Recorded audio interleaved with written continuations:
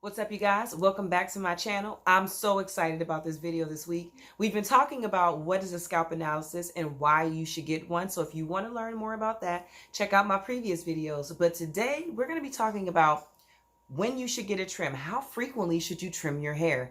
It's a big question that's been popping around social media, and I just wanted to touch on it on my YouTube channel so that I can make sure that I'm properly educating people. If this is your first time here, my name is Rayshawn Phillips. I am a licensed cosmetologist of 18 years, and I like to talk about all things healthy hair. As of late, I've been talking a lot about the head spa and the scalp, but today I'm going to talk about how often to trim those ends. Stay tuned. So, everybody has a different way to explain why or when or how frequently that they think that you should cut your hair. If you have natural hair, how frequent you should cut it. If you have relaxed hair, which is, I'm sure that's out. I don't even know who does that anymore. They still make those people. I don't even know. Just joking. If you got a relaxer, you should probably get rid of it. I'm telling you, relaxing is this creamy crack. But anyway, natural hair you're possible to have beautiful, silky, shiny hair without a relaxer. I just believe that you could achieve that without relaxing, without chemicals. So why go through that torture? That's my thought process. You know what I mean? So like I said, we're talking about how frequently you should get your hair cut and how much you should get cut off at each time. For me, I feel like the frequency, I'm just going to start. I'm going to lay it out because I'm going to talk more into it and get more detail, but I be a squirrel and I be forgetting shit, and I don't want to do that this time, okay? I recommend you get your hair cut once every 6 months. Yes, I said it.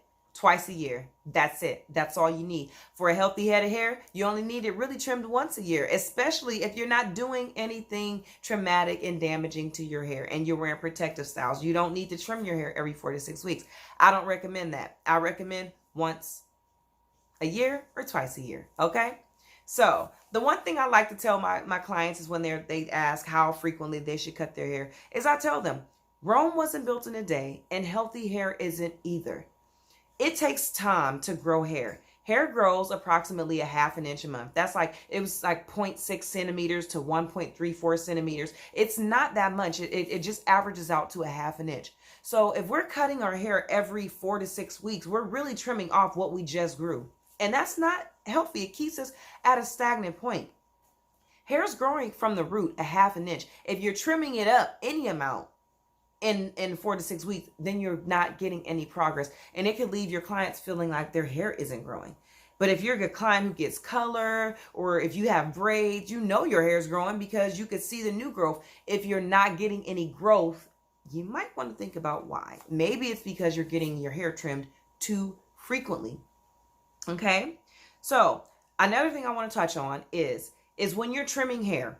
Now, I know everybody got their own way they do this, but when you're trimming hair, natural hair, I like to trim my naturally smooth clients. I like to trim them while they're naturally smooth. Okay, so that means that I've washed, blow dried, protected with the heat, protected with the cream, and also smoothed out, and then I can actually visually see every split end. You could see them on the ends, and they prevent the comb from going through the hair smoothly, And again, like I said, I don't take all of them off. I take enough to make sure that style is crisp, and so the client can get through another 6 months, because you can survive with some split ends on the end. You don't have to just trim all of them off and allow your hair to grow through the process. Okay. So now say you have a client and they don't want a flat iron. They don't want any flat ironing in their hair. And they're like, I don't want any heat. Okay. Well, blow drying is heat, but we're going to pass that up. Okay. So what I would recommend is that you round brush this client smooth. Get their hair as smooth as you can with the round brush. And again, one of my pet peeves, one of the things that is very saddening to me or disheartening to me sometimes when I'm watching haircuts is that I see stylists, just because the bottom portion of the curl is a little thinner, they just trim it all off. And that is like it could be really traumatic, because first of all, when you have curly hair, if you've round brushed it a little smooth, when you wet that hair, it's going to shrink up even more. So sometimes those little ends are what gives us the little bit of length that we have.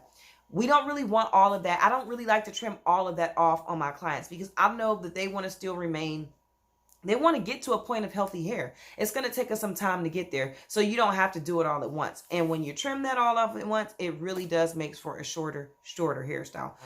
Yes, you want it all to be full, but hair naturally thins as it gets longer. Naturally, if you watch longer people with naturally long hair, it does kind of thin out a little bit on the end. You don't normally see somebody with this big, thick, blunt, long. I mean, when you see that, you're amazed, because you're like, wow, that's beautiful. How did you get it so straight? That's because that's not the typical way that hair is. So give it some time to get to that straight, blunt look. If your client's not ready to cut all the hair off, don't. Give them a trim. Trim just the bottom, trim a 1/2 inch, but trim in 1/2 inch all around the head. And if you want to learn how to do that, I could talk to you guys again. I'll talk about how to trim all around and do a proper trim, rather than just trimming off, just combing it all down and trimming on the outside. That's not really getting getting the hair, the ends trimmed everywhere. You're only trimming just the hair that you comb down if you do it that way also. So that's what I got to talk about on a haircut. So if you are thinking about getting your hair trimmed, you might want to think about that. Think about some of the things that I talk about. Think about if you're getting your hair trimmed smooth, or if you're getting it trimmed while it's curly. If you're getting like a diva cut where they're just trimming off the ends, or, just think about how you're going to get your hair cut, how short you want your hair to be when it's done. And that's it. That's what I'm going to talk about today. Thank you guys so much for listening. Subscribe to this channel, share this video, and leave me a comment. What do you think? Have you ever been cut bald? Have you ever been cut too short? Have you had any of these problems?